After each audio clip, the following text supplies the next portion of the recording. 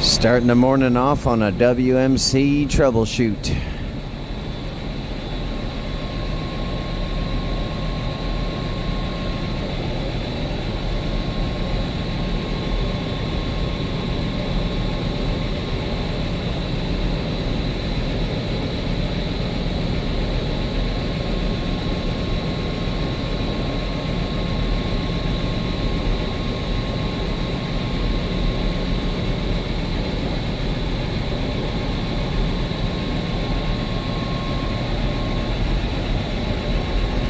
You got your compressor I/O boards here,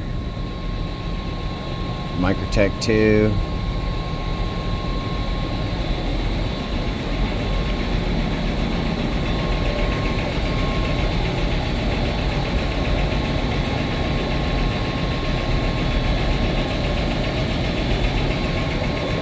I'm a little bit early because the building locks out cooling at below 60 degrees and it's only 50 degrees outside, so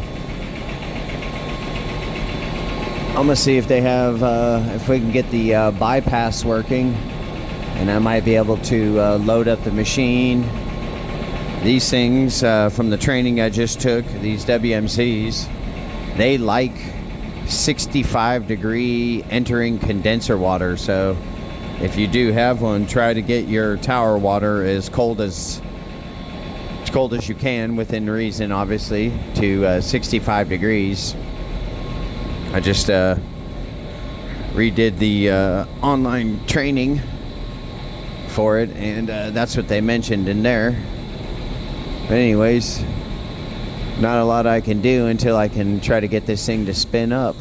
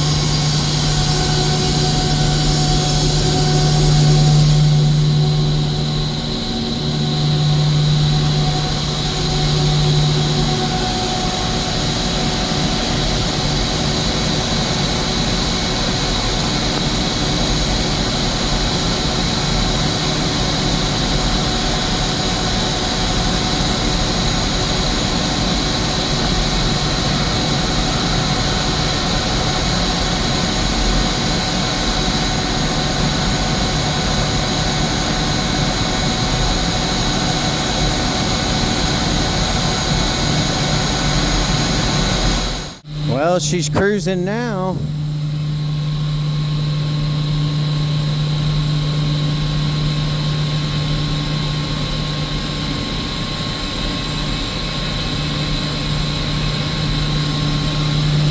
So you can remember that this thing was having some issues, so what we came up with, and it may sound lame, but it is what it is we're going with, there was a little gremlin in the system here, and we worked it out because she's cruising now. To show you, there were some issues here, and this is why I started to think it was a software issue. If you look here, look, EXV 000 or 80 zeros. You know, that's a problem. Even on startup, these things should open up to about 30%, but it was not opening up at all, which explains why my RPMs, my IGVs, and my RLA, I mean, look at the RLA, 14%, 14%, 14%, 14%.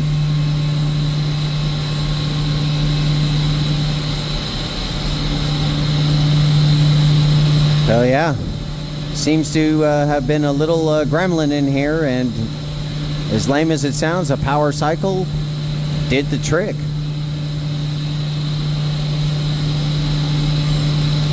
Now I'm going to get him out of there. There you go. Yeah. She's cruising for a bruising. Yeah, she's very stable. Superheat, discharge superheat.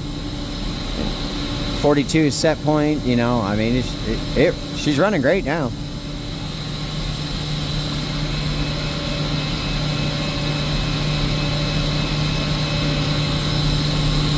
This is a good experience for me. I don't have much time at all with these WMCs and turbo cores really in general. I mean, enough to be dangerous, but I am learning, and thank God I work for a great employer who has all the information I could need. I need to get these on here, and I'm also going to recommend the capacitors.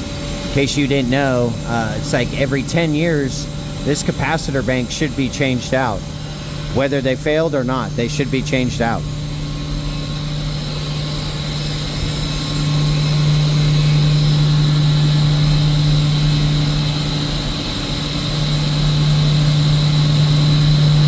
And I think I'm going to sign out.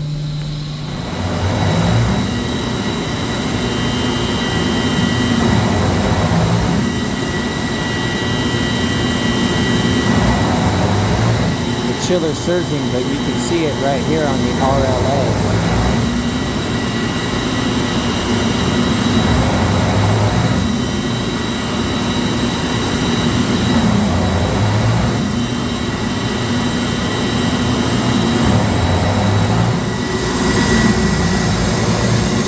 See it on the voltage on this drive for the chiller.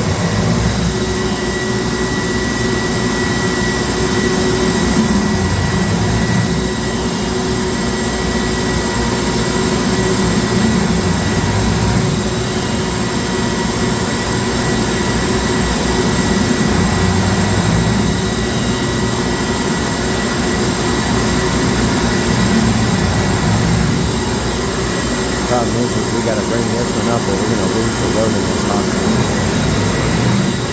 I don't want to run this thing like this, trust me.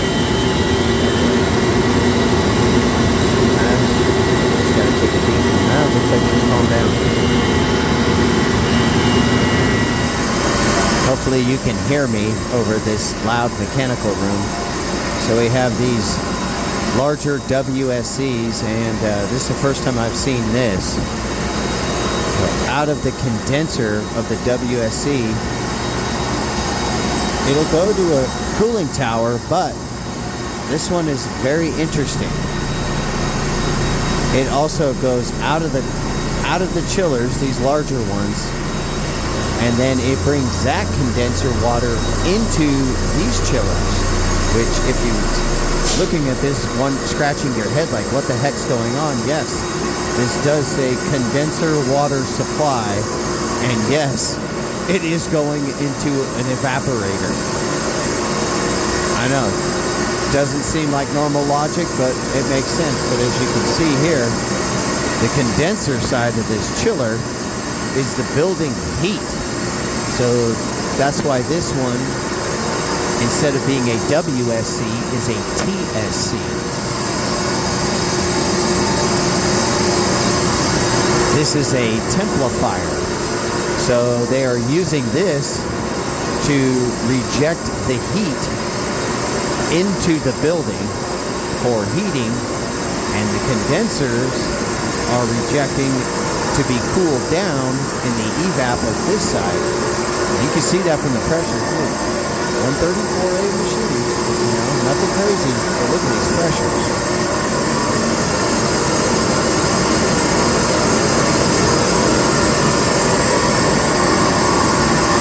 Yeah, this is, like I said, this is a trip. I don't see this, you can see.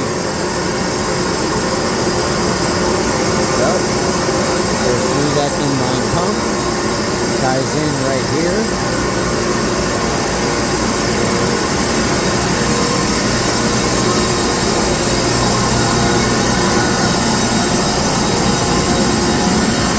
Comes over into the header, which ties in with these chillers. So yeah, it's quite the trip. These are pretty big units here.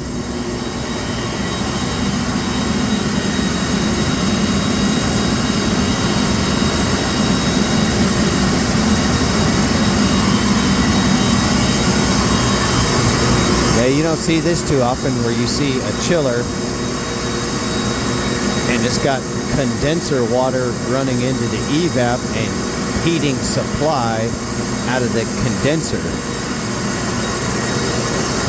Very unusual setup, but it makes sense. It makes sense. I mean, they got some good size towers out here too.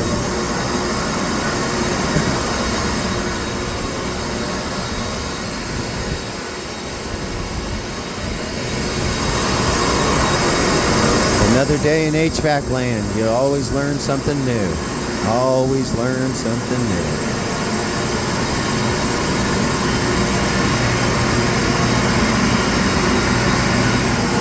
So these are the VFDs for these chillers.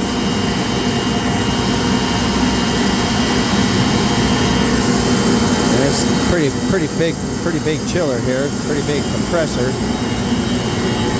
And that motor is, shoot, that thing's like 4 feet long. And yeah, you'd walk right past this. This is the drive. You can see, look, there's the cooling lines.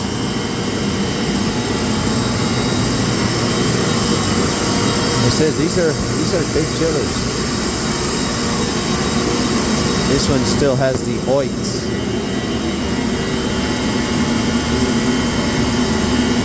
But they're big chillers.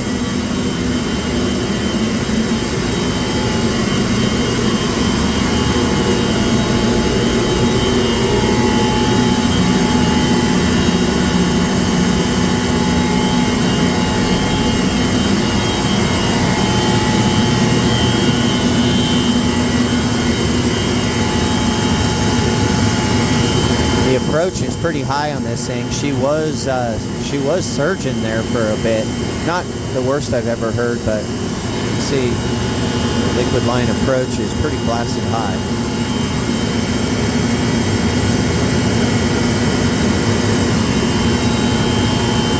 So, yep, good times, amigos, good times. But anyways, yeah. This is the plant. We got three big boys over here, and then these 2 little guys over here. Like I said, these are just used for building heat. It's hilarious that they don't have any gas here, so they basically, in essence, are using these chillers as, how do I want to put it? Almost like a plate and frame heat exchanger. That's really about it. So they use the evaporator side just to cool down the condenser water a little bit, and then it sends it out to the tower. So the tower still gets used, but mainly they use these things for heat in the building. That is literally all they're used for, because I guess they have no gas here, and they didn't want to use propane. It's a hospital, so you can imagine the cost incurred on that would be rather large. So what do? You throw a freaking chiller in and turn it into your heater, which makes no sense to common sense would say that doesn't compute, but it does. And these ones have hot gas bypass, which you don't see that too often.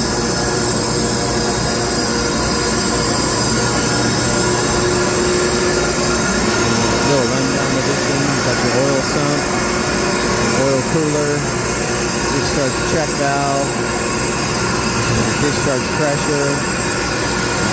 This is how we do on our vanes with oil, with SA and SB, and that's what moves the vanes. And then there's a piston inside of here, and this piston moves the vanes, but then it also covers the impeller, so it covers the diffuser, so you can have like a variable diffuser, and it works in conjunction with the guide vanes. This would be liquid injection. This is just the middle one. This thing's tiny. It's a trip, huh? Using a chiller to heat a building. Doesn't sound like conventional wisdom, but it works. This one's obviously not running. You can see the pressure that's just standing there.